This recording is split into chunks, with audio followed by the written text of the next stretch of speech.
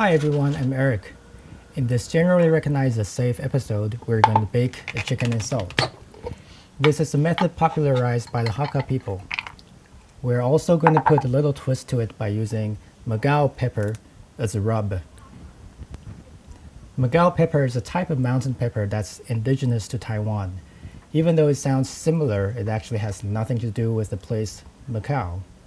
The word magao means to thrive and prosper in the language of the native Atayal people. It's mostly harvested wild in the mountains. Now there are attempts to cultivate it on a commercial scale, but the techniques are still in their infancy. Anyway, magao has a fragrance that's similar to a combination of lemongrass and ginger. It smells really heavenly. It's really unique in its own way, and I recommend you to seek it out if you can.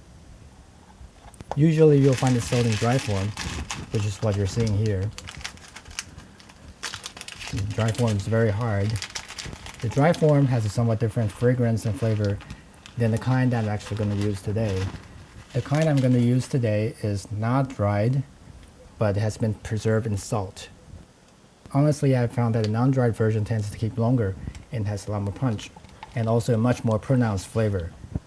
But magao is also used to make tea and other beverages, so you would have to use a dry form if you don't want salt in your drink.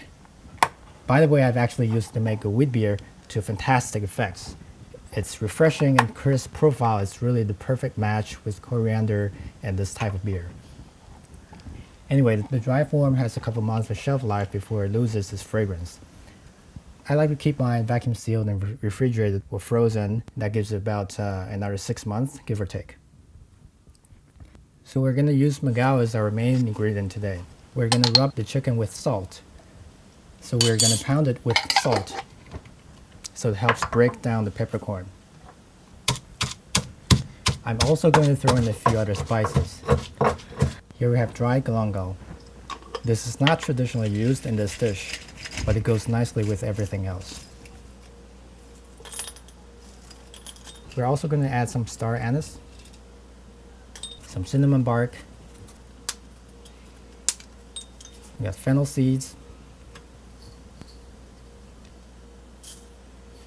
turmeric powder for color. The traditional recipe for this dish calls for conductor. Sometimes you might hear people call it lesser galangal, but it's quite different from regular galangal. They are normally not substitutes of each other. It sort of has a camphor-like smell. It's also very potent, so a little goes a long way. And we're also going to throw in some Sichuan peppercorn. Now we're going to grind the dried spices into powder and mix with the wet ingredients.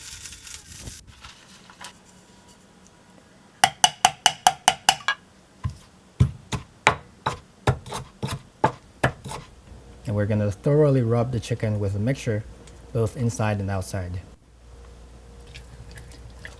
Once done, we need to give it some time for the salt and spices to work their way into the chicken. So I recommend putting it into the fridge for 8 hours minimum. You can leave it loosely covered overnight or up to 2 days so the chicken doesn't lose too much moisture in the refrigerator.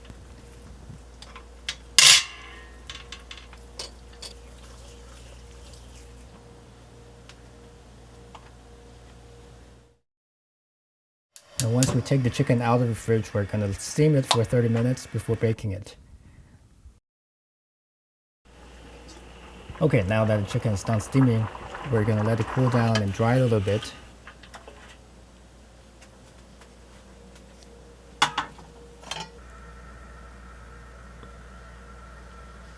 And then wrap it in parchment paper. Parchment paper is good because the skin doesn't stick to it.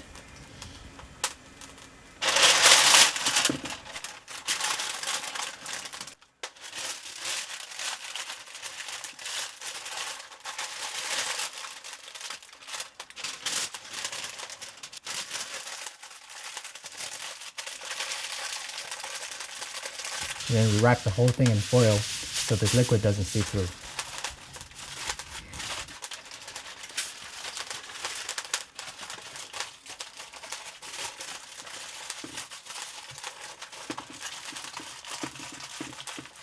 Now we're going to heat up the salt.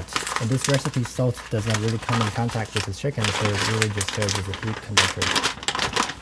People in all cultures have used mud or sand or just about any granular thing that conducts and withstands heat.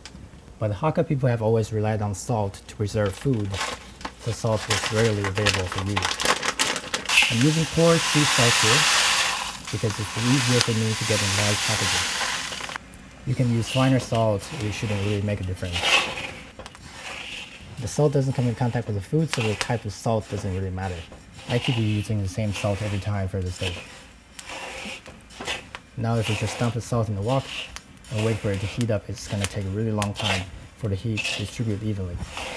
So we need to keep stirring and turning until it's pretty much around 400 degrees Fahrenheit throughout. Hot salt is pretty abrasive, so this is going to destroy the seasoning of your wok. So I recommend using an unseasoned one. If it's seasoned, it will produce a lot of smoke as the seasoning gets sanded and burned off, and you have to re-season the wok afterwards.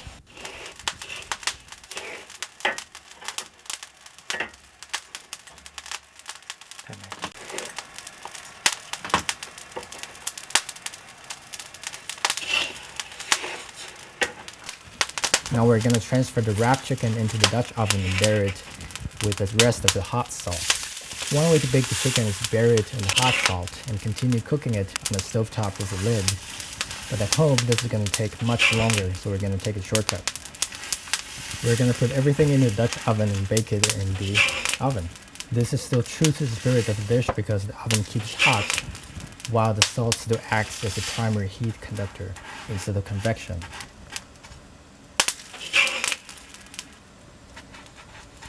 And then transfer it to the oven preheated to 400 degrees Fahrenheit.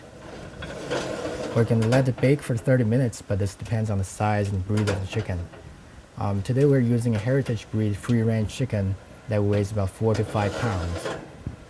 So 30 minutes seems to be the right time for it. Now there's some leeway with the baking temperature and baking time.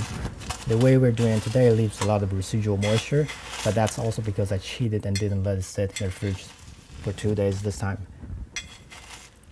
If you end up with a lot of juice, they can always collect it and use it as a dipping sauce later.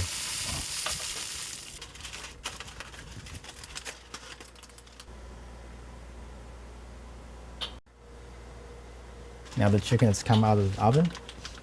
As you can see, the skin comes out very moist because you're essentially steaming the chicken in a hermetic way. If you want to get more browning on the skin, or if you prefer a drier skin, you can always finish it up with a boiler. It's totally up to you. To make the traditional dipping oil, we finely dye some scallions and ginger.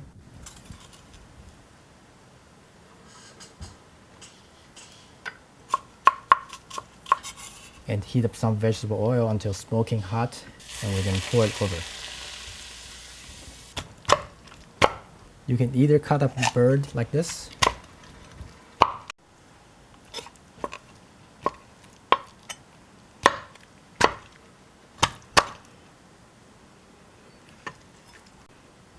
or you can tear it into strands of meat like pulled pork. Alright, that's it for today's episode. Stay tuned, and I'll see you next time.